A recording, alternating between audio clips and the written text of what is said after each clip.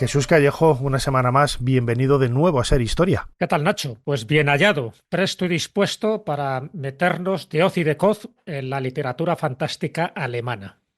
Literatura fantástica y también la figura de la que vamos a hablar, de la que vamos a hablar, Eta Hoffmann, también dedicada a la música, ¿no? Esos cuentos de Hoffmann, también, esa maravillosa pieza que le dedicaron precisamente por todo ese eco, ¿no? Eco que tuvo en la historia de la literatura, ¿no? Sí, además que influyó muchísimo en otros autores posteriores. Luego comentaremos toda la influencia que tuvo, no solo en la literatura, sino también en música y, en fin, en todos los originales en los que se metió Hoffmann, que fueron muchos, porque fue polifacético. De hecho, él se llamaba Ernest Theodor Wilhelm Hoffmann. Y lo de la A de Amadeus es por su amor y su devoción a Mozart. O sea, que por eso es Eta Hoffmann, Ernest Theodor Amadeus Hoffmann, ya te digo, cambiándose un apellido adrede, porque quiso, y porque además él fue músico, fue compositor, compuso óperas, compuso multitud de obras musicales, incluso una sinfonía, pero es que también fue poeta, también fue pintor, también fue jurista, porque él empezó con una formación jurídica, ocupó varios cargos, ¿no? En administraciones. Un pequeño Jesús Callejo, ¿no?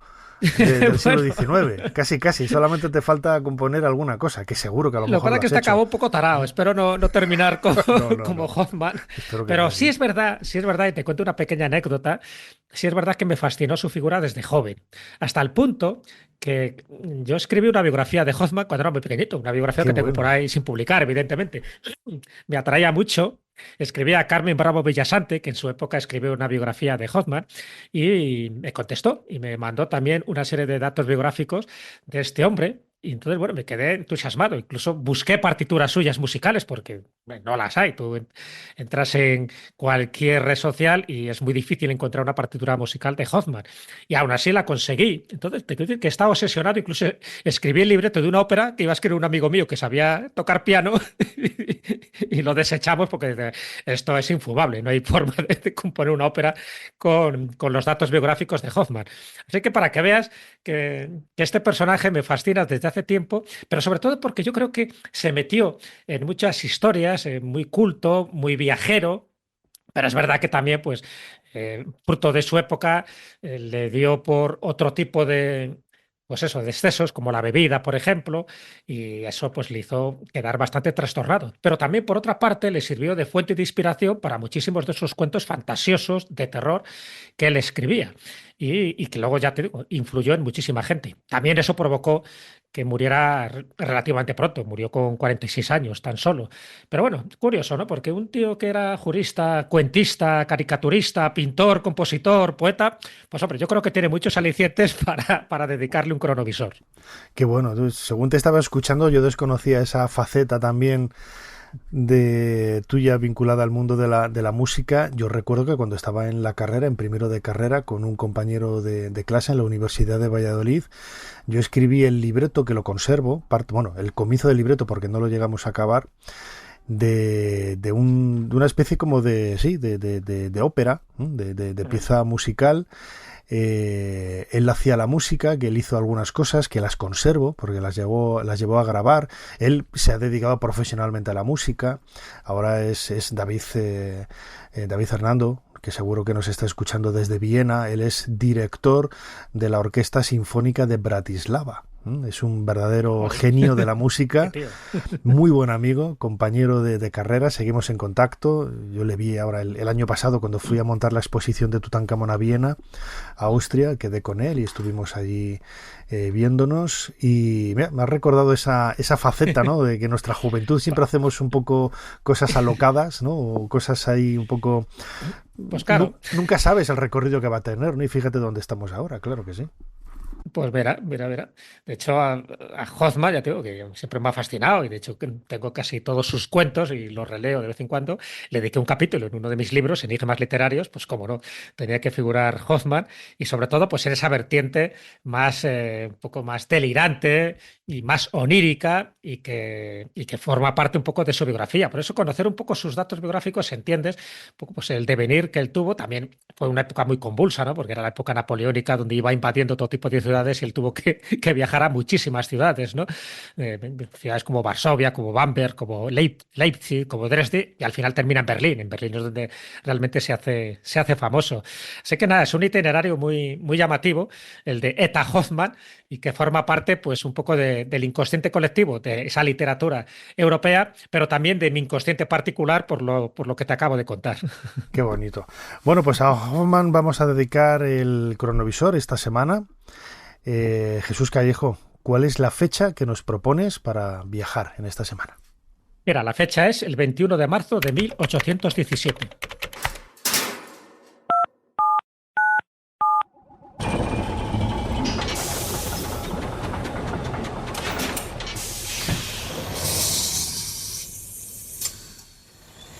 Adelante, pasen.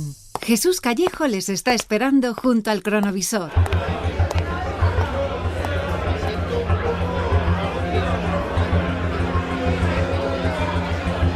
Este ambiente muy cultureta no es, ¿eh? Estamos en una taberna, ¿no? Esto parece una taberna, es un ambiente tabernario. Pero totalmente aquí, risas, jolgorio.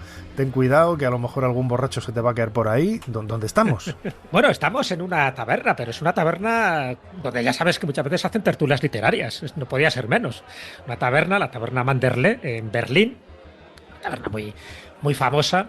Y donde se juntaba, pues en fin, lo mejor y lo peor de la sociedad berlinesa y sobre todo los bohemios. Y ya sabes que los bohemios y la literatura y los músicos pues estaban muy asociados. Entonces ahí se junta Hoffmann con sus amigos, estamos hablando de Julius Eduard Hitzing, con Tessa, con el doctor Korev, con el barón de la Mota Fouquet, que por cierto hace un libreto que luego él lo convierte en ópera. En fin, los amigotes que luego cada uno de ellos tuvo su repercusión en el mundo literario. Uno de ellos es Bon Chamisso, uno de los que vemos ahí que está sentado y bebiendo ponche. Por cierto, no se puede beber cerveza porque considera que la cerveza es una bebida que embrutece. Así que vemos que hay de todo menos cerveza. Bon Chamisso es el autor de El hombre que perdió su sombra, que es una de las obras también clásicas de la literatura alemana de aquella época. Así que estamos viendo un poco pues cómo se ríen, cómo brindan y cómo cuentan historias, porque se ha creado justo en esta fecha una asociación cultural, literaria, de tertulia, que se llama Los Hermanos de San Serapio, o San Serapión. ¿Por qué? Porque rinden homenaje a un mártir cristiano del siglo IV, cuya onomástica se celebra justo este día, el 21 de marzo. Bueno, pues entonces ellos han dicho, pues bueno, qué mejor día, ¿no?, para darnos aquí un homenaje gastronómico, para beber y para contar historias, porque la condición de este círculo de los hermanos Serapio es que tiene que contar temas de lo que sea, pero con un toque fantástico, con un toque sobrenatural. Y si además tiene un ápice de terror, muchísimo mejor. Así que esta tertulia de los hermanos Serapio o Serapión, que estamos asistiendo, y por eso esa juerga, ¿no?, esa algarabía, es a la vez tertulia, pero es a la vez la fuente de los relatos de terror, porque luego, posteriormente, una de las obras famosas de Hoffmann es esta, Los hermanos Serapio, donde va recogiendo muchísimos de estos relatos, donde ellos mismos también participan, lo que pasa que con nombres ficticios. Por ejemplo, Hoffmann aparece con el nombre de Teodoro. Cada vez que veamos, y esto es una pista que le doy a los oyentes, cada vez que leamos uno de estos relatos y veamos el nombre de Teodoro realmente está haciendo referencia a él mismo Hoffmann. Relatos como El consejero Crespel, o también El violín de Cremona, también se tituló, El cascanueces y el rey de los ratones, Los autómatas, Datura fastuosa, El vampirismo, El ermitaño Serapión. Todos son relatos que surgen precisamente de este ambiente tabernario, que evidentemente se mantiene a lo largo de unos cuantos años. Pero bueno, hemos venido en esta fecha concreta porque es una fecha como muy especial donde se inaugura esta tertulia que, ya digo, que dio muchísimos frutos etílicos, pero también de inspiración literaria. Fíjate, escuchábamos al principio del programa, en la cabecera, al comienzo, ese fragmento, ¿no?, de la Barcarola, de los cuentos de Hoffmann, obra de Offenbach. Y claro, estamos hablando de esa inspiración, ese apego, cómo se publicaban esos cuentos. Imagino que serían en la prensa, a veces también en pequeños libros que marcaban un poco pues el gusto de la época. Estamos, claro, no lo olvidemos, en pleno romanticismo y todo aquello relacionado con el terror, con el miedo, la fantasía, pues tenían mucho éxito. No, claro. Y además, él especialmente y sus amigos sí que daban especial interés y hacían hincapié en que fueran relatos fantásticos, ¿no? Era un poco como el principio serapóntico. Dice, si no hay fantasía, no nos interesa para nada. Y por eso un poco, pues siempre ese toque sobrenatural. Por eso también a Hoffmann se le considera pionero en muchas historias que luego fueron popularizadas posteriormente, como es el caso de los autómatas, por ejemplo, el caso del vampirismo, el caso también pues de las sustancias psicotrópicas que ingieren algunos de los protagonistas. Por supuesto, hay muchos toques musicales en muchos de sus cuentos, como es el caso de Fermata o ese de El violín de Cremona que te acabo de comentar. Es decir, todo eso daba igual lo que fuera, es decir, que tú hablaras del tema que te pareciera siempre y cuando le dieras ese toque distinto, ¿no? Incluso, fíjate, ya digo que inspiró muchísimo. Uno de sus cuentos es Los maestros cantores, o también Maese Martín el tolerero, como se titula, porque hay veces que según qué traductor te cambia el título, ¿no? Bueno, pues eso inspiró a Wagner, por ejemplo, para Tannhäuser, donde saca Los maestros cantores de Nuremberg, precisamente de uno de los cuentos de Hoffmann, para que veamos un poco, que está basado también en otro de los cuentos, que es El hombre de arena, por ejemplo, que es uno de los cuentos más famosos. El hombre de arena es una especie de sacamantecas o del coco que lo utiliza también como argumento. Entonces, bueno, cualquier circunstancia, ojo, no se reunía solo en este bar, también se reunían otros. Y eso es lo que hizo que también su vida pues fuera un poco caótica, hasta el punto de que eso, que las enfermedades y las adicciones pues le provocaron una muerte temprana, como te dije antes.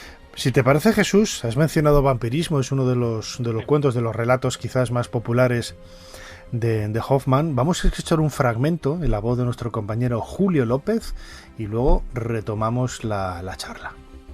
Todo lo que el conde había visto a lo largo de sus viajes, lo más bello, atractivo y suntuoso, quería verlo de nuevo levantarse ante sus ojos. Cortesanos y artistas se reunían en torno a él y acudían a su llamada, de modo que pronto comenzaron las obras del palacio y el diseño de un amplio parque de gran estilo, en el que se hallarían incluidas iglesia, cementerio y parroquia, formando parte del artístico jardín.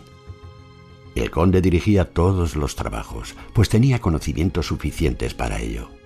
Se entregó en cuerpo y alma a estas ocupaciones, de modo que transcurrió un año sin que se le ocurriese, según le aconsejó su anciano tío, dejarse ver a los ojos de las jóvenes, para escoger como esposa a la más bella, a la mejor y a la más noble.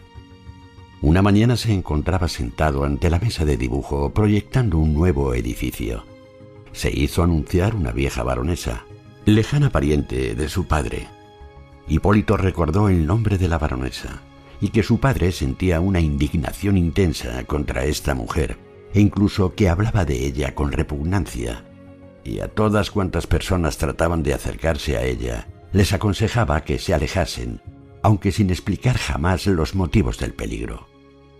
Cuando se le preguntaba al conde, solía decir que había ciertas cosas sobre las que más valía callar que hablar. Con más razón, cuanto que en la residencia corrían turbios rumores de un extraño e insólito proceso criminal, en el que estaba implicada la baronesa, que separada de su marido y expulsada de su alejado lugar de residencia, solo gracias a la intervención del príncipe se veía libre de encarcelamiento. Muy molesto se sintió Hipólito por la proximidad de una persona a la que su padre aborrecía, aunque los motivos le fuesen desconocidos. La ley de la hospitalidad, que era privativa... Si ya de por sí es bueno el relato de Hoffmann, en la voz de Julio también le da ese toque, ¿no? Ese toque de misterio. Seguramente que al propio Hoffmann le hubiera encantado, ¿no? Escuchar en la voz de nuestro compañero Julio López este fragmento de vampirismo. La obra de Hoffmann, como decíamos, cautivó, ¿no?, a toda esa generación, aunque él, lo decías, ¿no?, siguió un poco esa carrera. Desde el principio, sí. La familia le obliga pues a estudiar Derecho, que es lo que ha sucedido con muchas personas, ¿no? Muchos de las personas que estudian Derecho pues han sido no obligadas, ¿no?, pero empujadas casi por la familia a poder hacerlo, porque, entre comillas, no es la carrera que más salidas tiene, entre comillas, pero desde luego que, aunque él comenzó de jurista pronto se dio cuenta de que lo suyo era la creatividad, no solamente desde la literatura, sino también desde el punto de vista de la música. Sí, lo que pasa es que ser jurista le dio de comer, eso es importante, durante muchísimos años además. Él nace en Königsberg, que además es donde nace también Emmanuel Kant. De hecho, yo creo que se llegaron a conocer. Emmanuel Kant para entonces ya tenía, en fin, unos 60 o 70 años, se llegaron a conocer. Y Königsberg, que entonces era de Prusia, ahora ya es de Rusia, ¿no? En fin, a raíz de los tratados que hubo después de la Segunda Guerra Mundial, para que veas también los avatares que han tenido este tipo de ciudades. Él estudia Derecho y efectivamente pues eso le da de comer. Él cuando está, por ejemplo, en Poznań, es asesor del gobierno, precisamente pues con funciones jurídicas. Cuando está en Varsovia es consejero de Estado, evidentemente también pues cuestiones jurídicas, pero también a la vez con sus inquietudes musicales, ¿no? Él funda una sociedad musical en Varsovia, estrena su única sinfonía allí, en fin, cuando Napoleón en la batalla de Jena pues acaba con el reino de Prusia, él se tiene que ir a Berlín, pero él siempre, de una forma o de otra, siempre tiene algún tipo de actividad jurídica, que es lo que le da de comer. Evidentemente los cuentos sí que los publicaba en periódicos, pero no le daba tanto dinero. Y eso es muy importante porque es como que tenía los pies en el suelo, que era su formación jurídica, y la mirada en el cielo, ¿no? Que eran sus composiciones musicales y sus cuentos. Pero siempre esa sensación, ten en cuenta que él cuando nace ya era un niño, pues eso, sensible, un poco delicado, con una salud un poco enfermiza. De hecho, su madre también tuvo una salud delicada, tuvo una constitución nerviosa, y eso creo que eso lo heredó en parte de su madre. De hecho, una de las frases que dice Hoffmann es: todo lo sobrenatural no puede ser sino divino o demoníaco. Él tenía muy claro, ¿no? Que lo sobrenatural había que buscar una de esas dos fuentes. Y él se hace amigo íntimo, cuando era joven, en su juventud, con un personaje que yo creo que le marca y le influye luego en su obra posterior, que es Zacharias Werner. Zacharias Werner era un católico, pero católico de estos ultras, ¿no? Que perteneció a los pietistas y además era masón. Y entonces, bueno, pues Werner quería restaurar como una especie de primitivo catolicismo y fundar una nueva orden de los templarios. Y publicó además una obra teatral que se llamaba Los Hijos del Valle, que era un poco como una orden dentro de la orden templaria, Los Hijos del Valle, que luego hay algunos autores que lo han tomado como algo serio, pensando que esa orden realmente existió, la orden templaria, y forma parte de una obra de Zacharias Werner, que era un amigo, como no, de Hoffmann. Entonces me refiero que él ya va contando un poco estas peripecias, con quién se reúne, quién le influye. De hecho, él tiene un diario, entonces en el diario él cuenta que padecía frecuentes alucinaciones. De hecho, él dijo, Hoffmann, que no una, sino varias veces vio a su doble frente a sí mismo. O sea, tú ver al Doppelgänger, que es como se llama en alemán, es un síntoma no demasiado halagüeño. Es preocupante, porque ver a tu doble es como ver que tu muerte se acerca, o por lo menos que vas a tener algún tipo de acontecimiento, vamos a llamarle traumático, ¿no? Y de hecho Kreisler, que es un personaje literario, es un poco la contrafigura, el alter ego de Hoffmann, y Kreisler aparece también en muchos de sus cuentos. Bueno, te lo digo esto porque él se veía multiplicado, se veía su doble, tenía alucinaciones, tenía sueños muy vívidos, y evidentemente todo eso forma parte de su bagaje. Además de que era consejero de justicia y que componía pues muchas obras musicales, evidentemente no hay que olvidar su parte esotérica, ¿vale? Su parte mágica, donde todo eso le influyó. De hecho, algunos de sus amigos le daban el sobrenombre de Hoffmann el fantasmal, o sea que imagínate cuando le veían, además con unas patillas que le llegaban prácticamente hasta la comisura de los labios. En fin, el aspecto que tenía era bastante singular, ¿no? Y a él le gustaba además, pues eso, la broma de cuando llegaba a algún lugar de apagar las luces, ¿no? De apagar las velas y iluminar todo, como él decía, con el espíritu del vino y de la sal. En fin, para que veas un poco la psicología de este hombre, que caía muy bien a muchísima gente, a otros no tan bien, porque le consideraban que estaba un poco pirado, pero eso es lo que generó precisamente que tuviera una imaginación desbordante y que diera fruto pues a tantas y tantas obras, a pesar de una vida bastante corta. Fíjate, la figura de Hoffmann, cuando me propusiste el otro día hablar de Hoffmann, yo te lo comentaba, ¿no? También sí. Hace un rato, a micrófono cerrado, yo lo primero que pensé es en el doctor Hoffmann, el mago inglés, un abogado que a finales del siglo XIX publicó el primer libro de divulgación de magia, ¿no? Revelando algunos juegos y algunas técnicas, sobre todo con cosas de cartas y monedas, ¿no? Pero no, es Eta Hoffmann, un escritor fantástico del que, como bien decías, no es que no se conozca, ¿no? Pero quizás el éxito mayor que él ha tenido siempre ha sido vinculado a la literatura y no tanto a la música, ¿no? Y tú me comentabas que cuando hiciste esa biografía de adolescente, ¿no? Es que sobre Hoffmann, incluso te costó encontrar alguna partitura. Hoy es fácil, está todo colgado en internet, buscas Hoffmann y te salen las partituras, te salen interpretaciones a través de YouTube o de otros canales, pero en su momento lo que demuestra que quizás no era un autor tan conocido o por lo menos tan reconocido en ese sentido, ¿no? Desde el punto de vista musical. No, desde el punto de vista musical, nada, evidentemente, ya te digo que se tardó muchísimo. De hecho, fíjate, en esas peticiones que se hacían antiguamente en Radio Nacional, en la Radio Clásica, la Radio Clásica, sí. Yo pedí una composición de Hoffmann y me la pusieron. Te estoy hablando de hace 30 años. O sea, que para que veas que tenía que recurrir incluso a esos métodos para poder escuchar algo de Hoffmann, porque era imposible, ¿no? Yo iba a los distintos mercados de música con sus LPs de entonces y nada, decía Hoffmann y le sonaba chino. O sea, que para que veas hasta dónde llegué. Ahora sí, ahora ya es más o menos conocida. Aún así, la mayoría de la gente le conoce solo por su faceta de cuentista, nada más, ¿vale?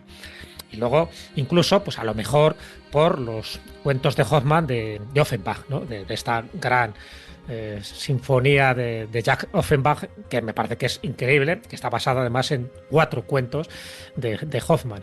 Así que, evidentemente, es una persona que fue dejando su huella, fue marcando un poco un hito. De hecho, fíjate, cuando hemos escuchado en la voz de Julio López Fonseca, ese párrafo de vampirismo, es muy interesante porque en algunos casos se ha traducido como el cuento de Ciprián, que es uno de los protagonistas, evidentemente.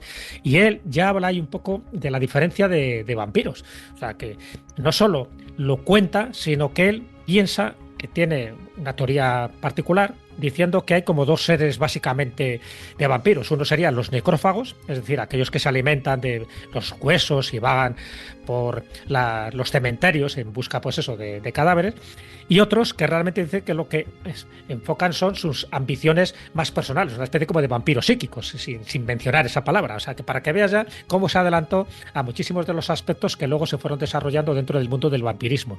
Así que bueno, en ese sentido es cierto que fue un hombre que experimentó, fue un hombre que se la jugó, porque evidentemente él tenía que ganarse la vida, era un poco un buscavidas del momento, se dedicaba prácticamente a todo.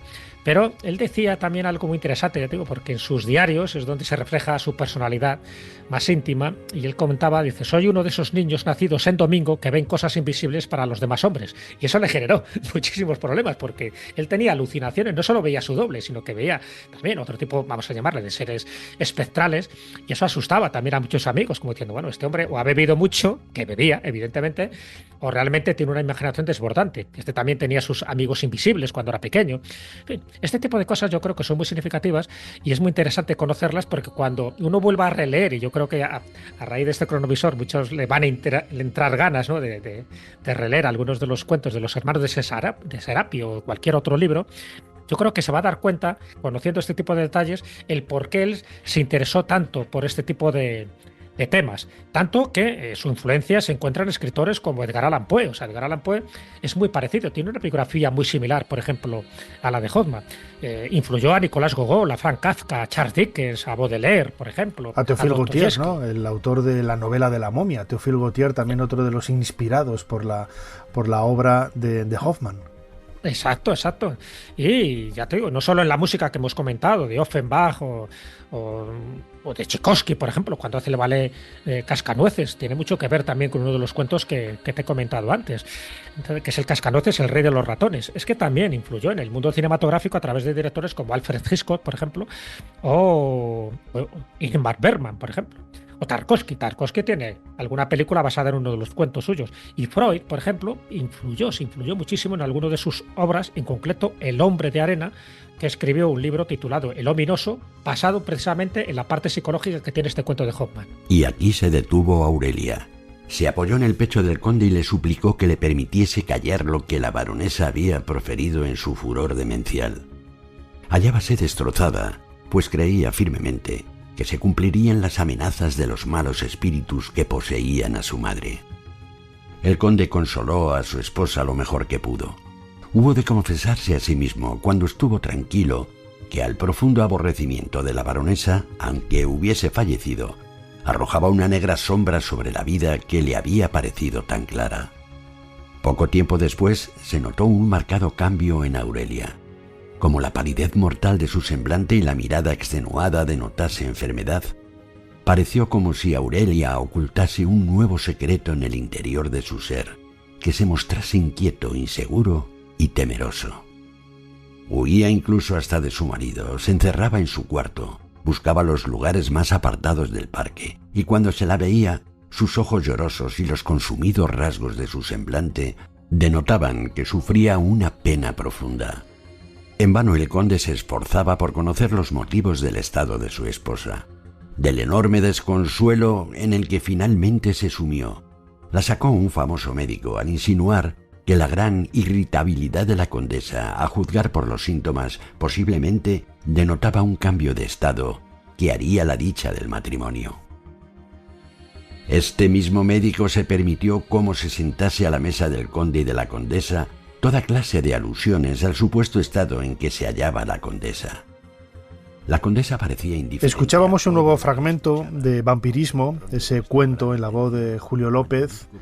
Jesús, la riqueza de los temas que propone Hoffmann en su literatura, sobre todo en ese ámbito más fantástico, demuestra no solamente que era una persona culta, una persona leída y escribida, ¿no?, que decimos en broma aquí sí. en España, leída y escrita, y también viajada también por ese contexto, ¿no?, de las guerras napoleónicas que hacían, por desgracia, pues provocaban, ¿no?, el movimiento de grupos humanos huyendo de la guerra de unos sitios a otros, y en ese conocimiento que tenía Hoffmann de otras culturas, de otros lugares, de otras tradiciones, de otro folclore, en definitiva, es lo que enriquecía, ¿no?, toda esa literatura con esas tradiciones, y lo que le permitía, como comentabas antes, pues hacer esa diferencia, ¿no?, entre tipos de vampiros y este tipo de cosas que hacen pues los relatos suyos muy, muy apasionantes, ¿no?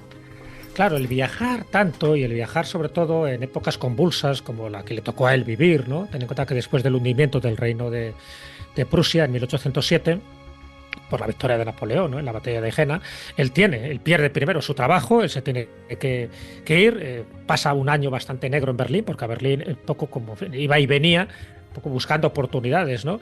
Pero luego se tiene que ir a Bamberg, ahí es donde él ya se convierte en director teatral, pero también en director de orquesta. Él compone la música del ballet Arlequín, hace un poco de todo, ¿no?, de tramoyista, tiene que buscarse un poco la vida, y ahí está pues el tiempo que está. Pero sí es verdad que luego él sabe que su aspiración tiene que ser Berlín. En Berlín es donde va a encontrar su lugar. Tuvo unos momentos muy ajetreados en su vida, que eso ya digo, que sí que le perjudicó a nivel personal y a nivel físico, pero sí que le alimentó un poco esa fantasía. De hecho, fíjate que la ópera más conocida suya, que es Ondina realmente, ¿o no?, es una obra de La Motte Fouquet, y el argumento, las ondinas, son seres elementales de naturaleza, seres acuáticos, seres que viven en las aguas dulces, que son las ondinas, un poco como las ninfas, ¿no? Y bueno, pues es un relato que le dio muchísima fama a de La Motte Fouquet, al barón de La Motte Fouquet, que es el autor, pero también a él como compositor cuando la compone, ¿no? De hecho, ya te digo que es, por decirlo así, sería la obra más significativa dentro de su panorama musical. Y no por casualidad, pues está basada en un personaje mitológico, ¿no?, que es una ondina. Bueno, me refiero, eso yo creo que es muy, muy significativo, porque eso tuvo una vida relativamente convencional, casado con una hija, pero luego pues una vida bastante disipada, en fin, con estos hermanos Serapion, que al final pues le daban prácticamente a todo, menos a una vida ordenada. Ya para ir acabando, Jesús Callejo, comentabas, ¿no?, al principio también, él nació en el año 1776 en Königsberg y murió en 1822 en Berlín. No es una vida corta, no es una vida tampoco corta, está un poco en los estándares de aquella época. Bueno, 46 años, ¿eh? Bueno. Sí, bueno, más o menos, sí. Pero bueno, imagino que le quedarían un montón de proyectos por hacer, seguro. Hombre, por supuesto que él no quería morir tan joven. Está claro que pudo haber vivido mucho más, ya te digo, si hubiera tenido una vida un poco más sosegada. Pero bueno, yo creo que también él quiso vivir de esta forma, ¿no? De hecho, aparte que tuvo sífilis, digo, un poco por esa vida desordenada que te he comentado antes, y eso pues evidentemente no le favoreció para nada en el sentido de prolongar más su vida. Las borracheras que él cogía muchísimos fines de semana, pues pasa exactamente lo mismo. Entonces, bueno, sí que tuvo, pues eso, una vida de 46 años, donde pudo haber hecho muchísimas más cosas. De hecho, hubo muchos manuscritos que no se llegaron a publicar, ¿no? Que luego posteriormente con sus amigos pues lo hizo. Pero bueno, es lo que yo creo que hizo una vida la que él quería, ¿no? Que era escribir cuentos, componer óperas, dibujar caricaturas, hacer bromas, fumar en pipa, que fumaba mucho, tocar el piano, beber como un descosido, cortejar a mujeres, en fin, hizo un poco lo que él quería. Y era de hecho, cuando... El Crápula Hoffman. Sí, exactamente. No, y tenía una vida un poco extraña, disoluta, ¿no? Después de comer, se dormía un buen rato para ir por la tarde a la taberna, donde se rodeaba de sus amigos, iba a varios locales, en fin, tenía unos horarios bastante más nocturnos que diurnos. Y cuando él fallece en Berlín, en 1822, en su tumba, en el cementerio de Kreuzberg, en esta capital alemana, en Kreuzberg, sí que le ponen un epitafio a sus amigos. Y el epitafio yo creo que es muy significativo porque resume muy bien todo esto que estábamos comentando. El epitafio dice: fue excelente como funcionario, como poeta, como músico y como pintor. ¡Hala! Ahí se queda, ¿no? O sea, yo creo que para decir, por si hay dudas, vamos a decir que fue excelente en todo. Evidentemente no lo fue en todo, ¿no? Por lo que sabemos. Pero sí quedó para la posteridad este epitafio redactado por sus amigos, un poco por el cariño que de alguna forma le profesaban, porque era un tío que no pasaba desapercibido, ¿no? Por eso, por sus bromas, por sus sátiras, por sus fantasías, por sus fantasmas, por sus dobles, por todo lo que veía y por todo lo que manifestaba y expresaba tanto en su música como en su literatura. Por eso Hoffmann, en fin, no es que fuera un polímata, pero sí que fue un polifacético sumamente interesante. Desde luego. Eta Hoffmann, a él hemos dedicado este cronovisor esta semana junto con Jesús Callejo para acercar, ¿no?, la vida, obra y milagros casi también de uno de los autores más prolíficos y más influyentes de esa mitad, ¿no? Bueno, finales del XVIII y comienzos del siglo XIX, con esos inicios del romanticismo. Jesús Callejo, como siempre, muchísimas gracias una vez más por habernos ayudado a hacer un poquito más de historia. Va a ser un placer, ya sabes, esto es como volver otra vez a mis orígenes y por lo tanto, pues Hoffmann siempre la tengo en mis pensamientos. Para no perderte ningún episodio, síguenos en la aplicación o la web de la SER, Podium Podcast o tu plataforma de audio favorita.